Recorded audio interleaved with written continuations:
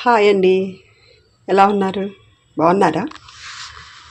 ఈరోజు మన happy happy ముచ్చట్ల ఛానల్లో కొర్రమీనండి, అది మష్రూమ్స్. ఇవి జీలకర్ర పొడి, మసాలా పొడి, ధనియాల పొడి, పసుపు 2 స్పూన్లు, సోయా సాస్, సాల్ట్, నిమ్మరసం 2 స్పూన్లు,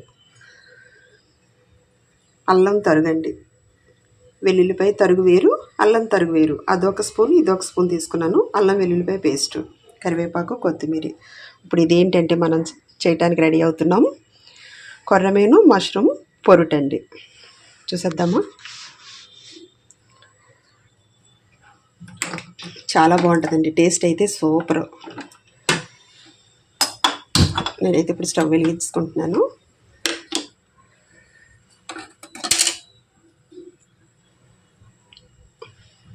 ఆయిల్ వేసేసుకుందాం.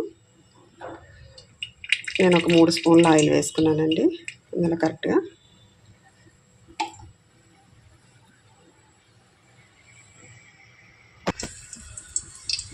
నూనె అయితే వేడైందండి. అందులో ఉల్లిపాయ, పచ్చిమిర్చి వేసేసుకుందాం.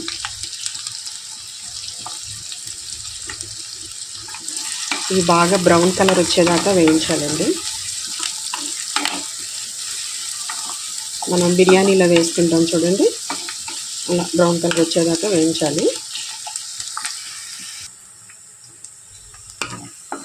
చూసారా? ఇలా బ్రౌన్ కలర్ వచ్చేదాకా వేయించుకోవాలండి. ఇప్పుడు ఇందులో మనం చిన్నగా కట్ చేసి పెట్టుకున్నాం కదా, నేను మష్రూమ్స్ వేసేస్తున్నాను.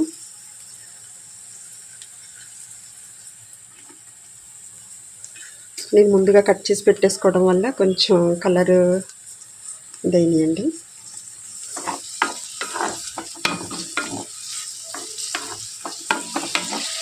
ఇప్పుడు ఇందులోనే మీ రుచికి సరిపడినంత సాల్ట్ వేసుకుంటున్నాను. చూసారు కదా, నేను ఎంత వేసాను చూసుకోండి, మీరు చూసుకొని వేసుకోండి. నేనైతే కరెక్ట్గా వేసాను, నాకైతే కరెక్ట్గా సరిపోతుంది నేను వేసింది. ఇందులో ఉప్పు, నెక్స్ట్ ఏంటంటే ఇవన్నీ ప్లేట్లో తీసేసుకున్నానండి, అందుకే చేత్తో వేయాల్సి వస్తుంది. కొంచెం పసుపు,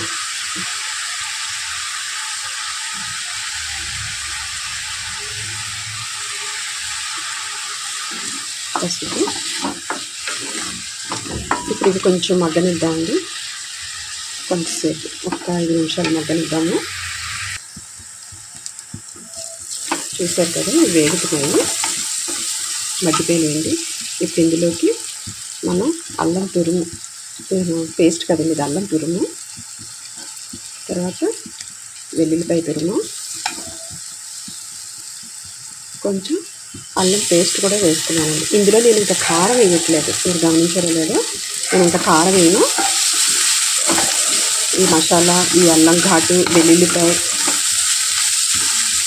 ఇవి మాత్రమే సరిపోతాయండి.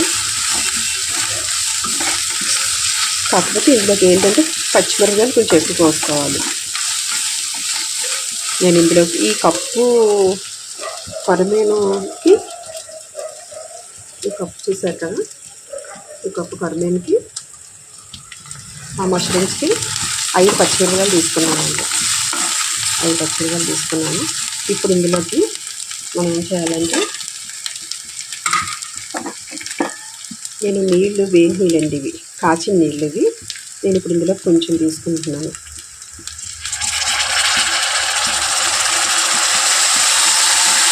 కాచిన నీళ్ళు ఇవి, వేడి నీళ్ళండి, వేడి నీళ్ళే పోయాలి ఇందులో.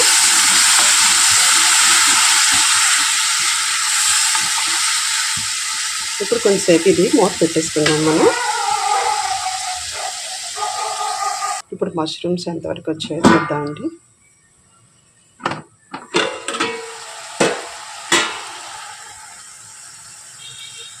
చూసారా ఎలా మగ్గిపోతున్నాయో. ఇప్పుడు ఇందులోకి మనం ఇప్పుడు ఉడికిచ్చి పెట్టుకున్న కొరమేను వేసేస్తున్నానండి. ఆల్రెడీ ఉడికేటప్పుడు ఇందులో కొంచెం పసుపు వేసాను, అంతే, ఇంకేం వేయలేదు.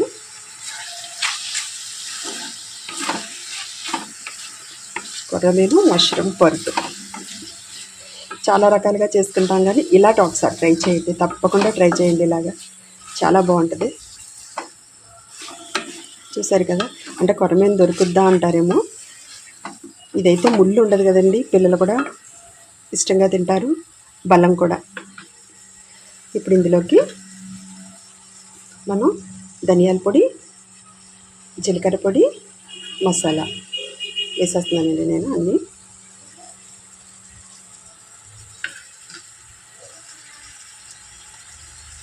సాల్ట్ కూడా ఇందాక వేస్తాం కదా. ఇప్పుడు 2 స్పూన్లు సోయా సాస్,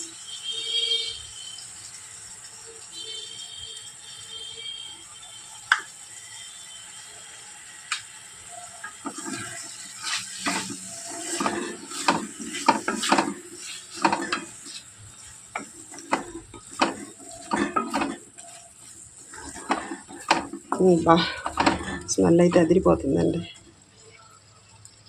ఒకసారి మూత పెట్టేసుకుందాం. ఇది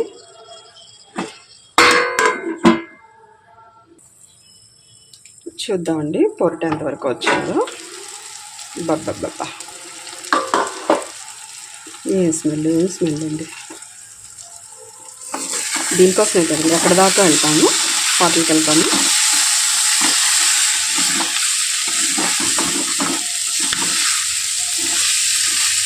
చూడండి ఎంత బాగుందో.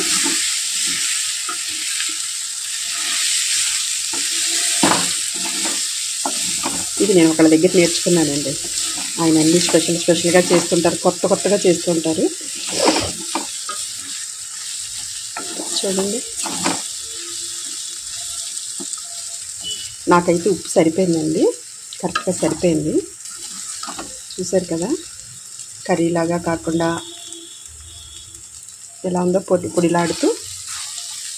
తప్పగా చేసుకోండి, సబ్స్క్రైబ్ చేసుకోవటం మాత్రం మర్చిపోకండి, ఒక లైక్ చేయండి. ఇప్పుడు ఇందులోకి మనం కరివేపాకు వేసేసుకుందాము.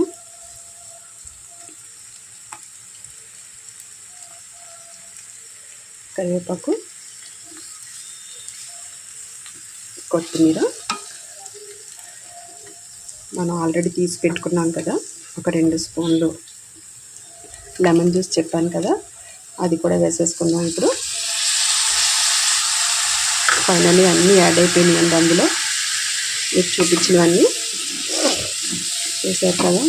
ఇప్పుడు దీన్ని కొంచెంసేపు మనం వేయించుకొని చూద్దాం ఒకసారి. ఇంకా మూత పెట్టిన అవసరం లేదండి, ఇంకా మూత అవసరం లేదు. చూసారా, మన కోడిగుడ్డు పొరుకులాగా. మష్రూమ్స్ బలమే కదండి, కొరమేను బలమే కదా. చూడండి ఎంత పొడిలాడుతుందో. వెరైటీ డిష్ అండి. కంపల్సరీ మీకు కొరమేను మీకు అందుబాటులో ఉంటే మాత్రం కంపల్సరీ చేసుకోండి. దీన్ని ఇప్పుడు మనం వేరే ప్లేట్లో తీసేసుకుందాము. మీకు నచ్చితే లైక్ చేయండి, మీ ఫ్రెండ్స్కి ఎవరికైనా షేర్ చేయండి, సబ్స్క్రైబ్ చేసుకోవటం మర్చిపోకండి. ఓకేనా, ఇది కంపల్సరీ చేసుకొని తినండి. కొరమేను మీకు అందుబాటులో ఉంటే.